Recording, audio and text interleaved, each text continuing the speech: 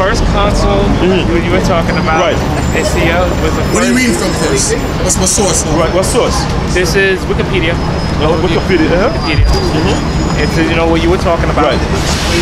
It says the Immaculate Council of the Church, the most significant, is resulting for the first uniform Christian document.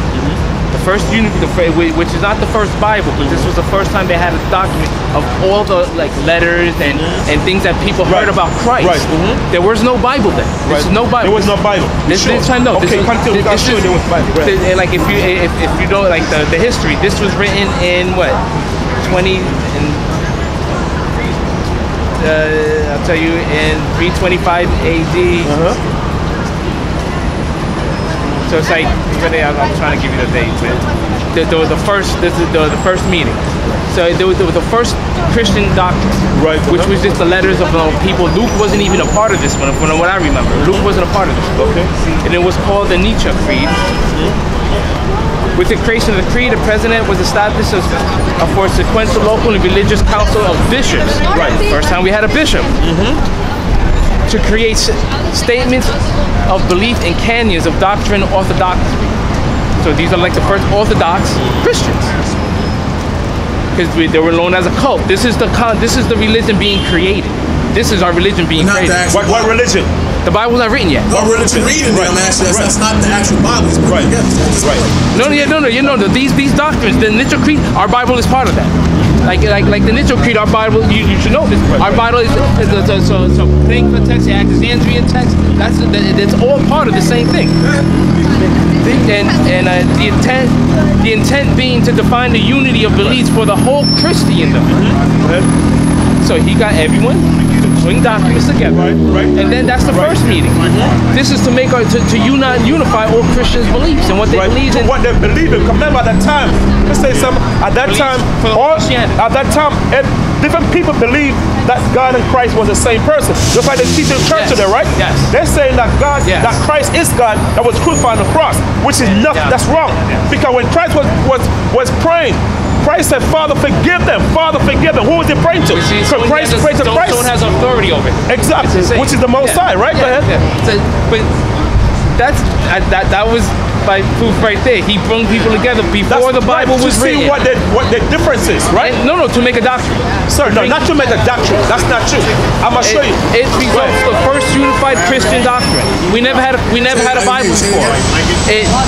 The result for this meeting was the first unified Christian doctrine, which means we never had a Bible. This is the first one. That doesn't mean that it's of the Bible. Right. Exactly. It's not of the Bible. This is not of the Bible. We don't know if it's the Bible. What I'm trying to say, you can't say what you're reading there corresponds with the Bible we're reading today. That's what I understand what you're reading, but you can't say it corresponds with what we're reading today. You're saying a group of men with different doctrines and ideologies came to put together a doctrine. This means a doctrine of God. Exactly. He just gave you an example, and you agree with him about the Trinity. No, but it's true. It's true. No, but that's what I was saying. But somebody. You're saying. No. You're right. No. Constantine put it together.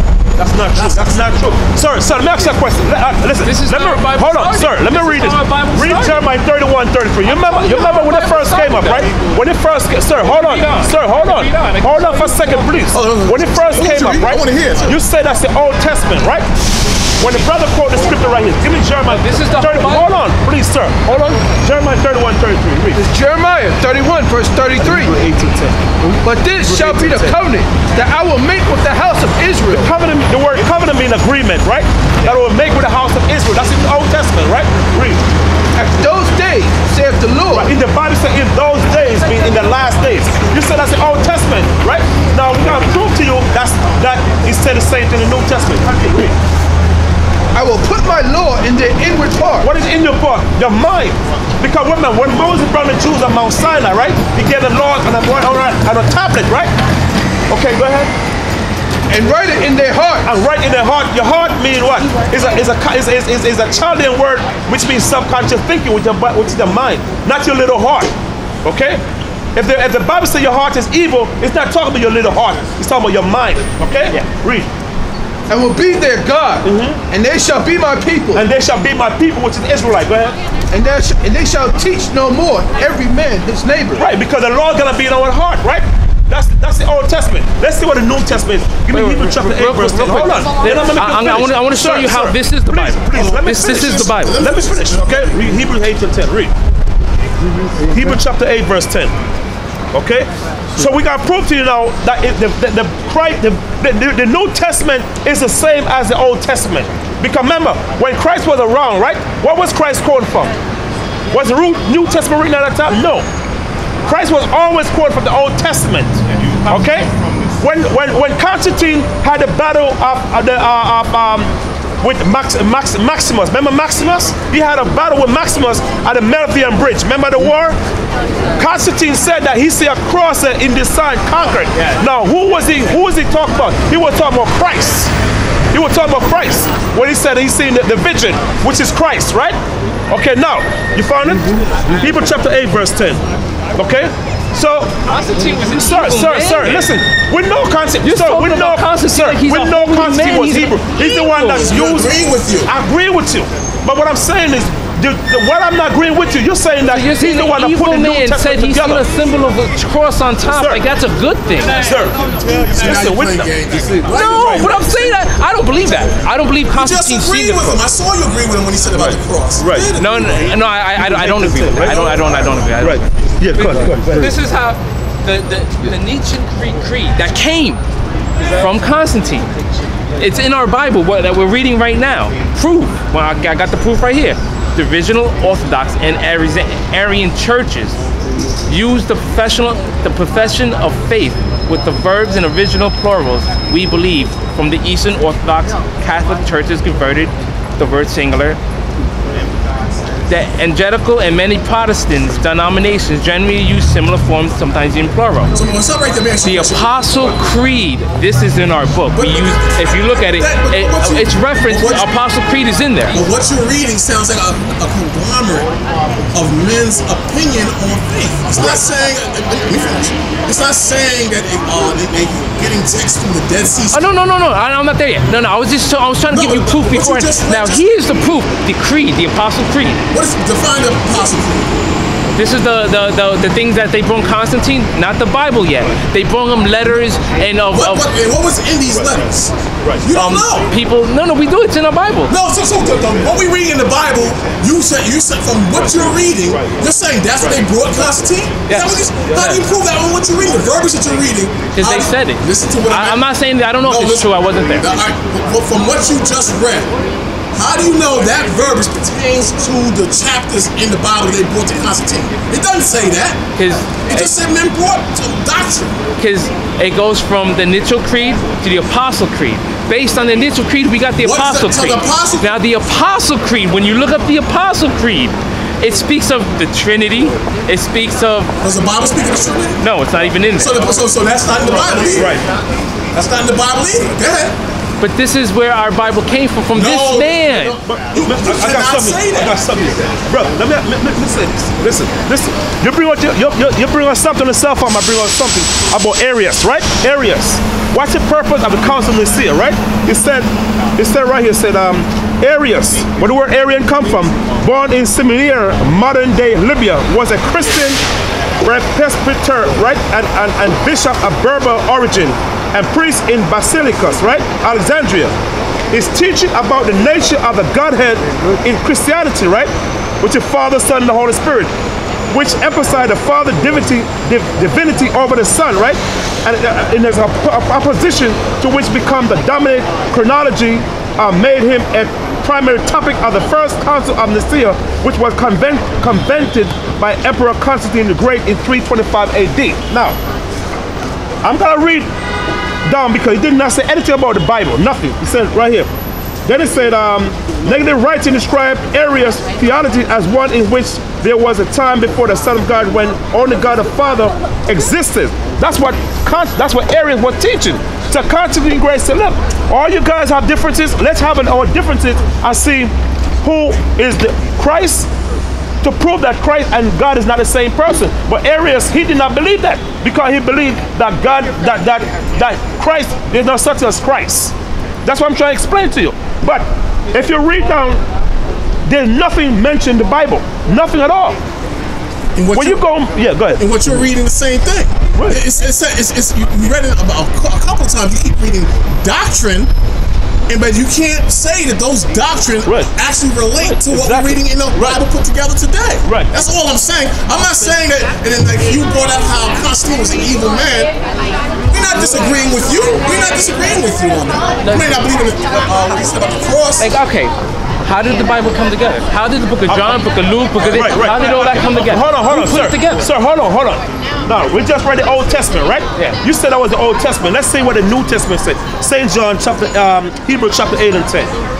Okay, but that doesn't answer my question. Sir, you said that was the Old Testament. No. Who put that book together? Who took all these books? Hold on, sir. One at a time, man. If you write, you know what? If you was a writer, you're gonna confuse me. Cause you know what? Because you just gone all over the place, man. Come on, man. The whole thing is who put the Bible together. It was Constantine. You said no. Can we go step by step? That's not true. Can we go step by step, please? Who did it? Okay, we've read the Old Testament, right? This is what the New Testament first said. Hebrews chapter 8, verse 10.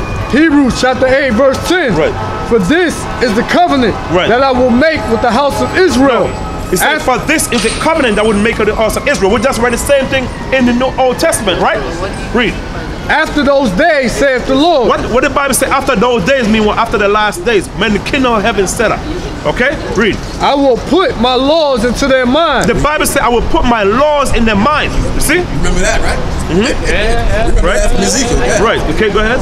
And write them in their heart. Right. Mm-hmm. And I will be to them a God. See, and I will be to them a God, mean a power. Christ is speaking, right? Go ahead. And they shall be to me a people. And they shall be to me a people. You see? That's the New Testament.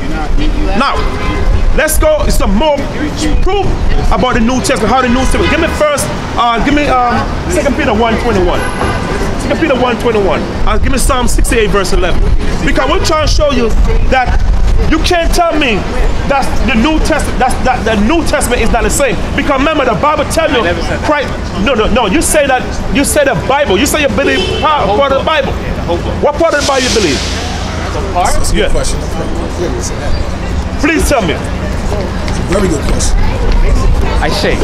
Huh? I shaved. You know what shave thing is? You know when you take those. Shift. In other words, you're trying to. Yeah, shit. That's I'll give you some time. I said that earlier before we started. You should say that. I shift. It's not just right. It's Peter 1:21. Like I said.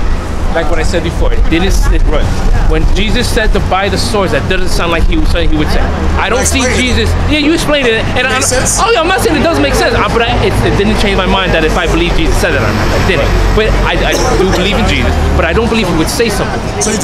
When I read the Bible, right? Like if you're talking to me and I know you, and I know how you are, and I know your mannerisms, and I know how you speak, and then someone tells me, yo, and you're a very peaceful man. And then someone comes and tells me, yo, they just told you, my man said to go buy a gun. I'm like, nah, he ain't say that. I know him. But if I'm cool with you and I'm a peaceful man, right? And I know your mannerisms. I know how you are. You get mad. Listen.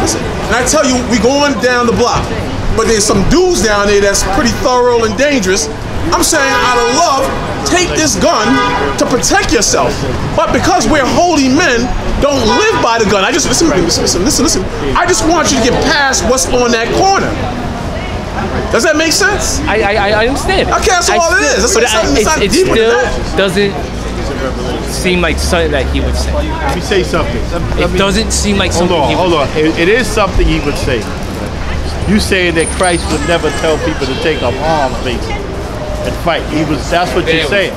But you don't understand the Bible. It is something he would say. I'm going to show you. You know why? Because he knows what, but you love, but then he knows what time we're living in. He knows what it is. You preaching love. The love is part of the Bible. Luke is the only one who has that. You got that? 19:11. Read this. Read Revelation 19:11. This is Christ talking now. Read Revelation 19:11. Revelation 19:11. And I saw heaven open. And he saw heaven open, come on. And behold, the white horse. And a white horse, come on. And he that sat upon him was called faithful and true. And he that sat upon him was called faithful and true. So now we're talking Jesus Christ. Read. And in righteousness. And in righteousness, come on. He doth judge. He judge, come on. And make war. And do what? And make war. And do what? And make war. And make war, come on. His eyes were as a flame of fire. Because he was angry at what's going on. So this peaceful Christ, listen, there's balance in it. Christ can be peaceful, but then at times he can make war. When he's coming back to make war because of what they did to him the first time he came. That's why he's saying that. Read. Come on. Come on. And on his head were many crowns. And on many crowns, because he's going to dominate and take over the world now. And it's not going to be peaceful.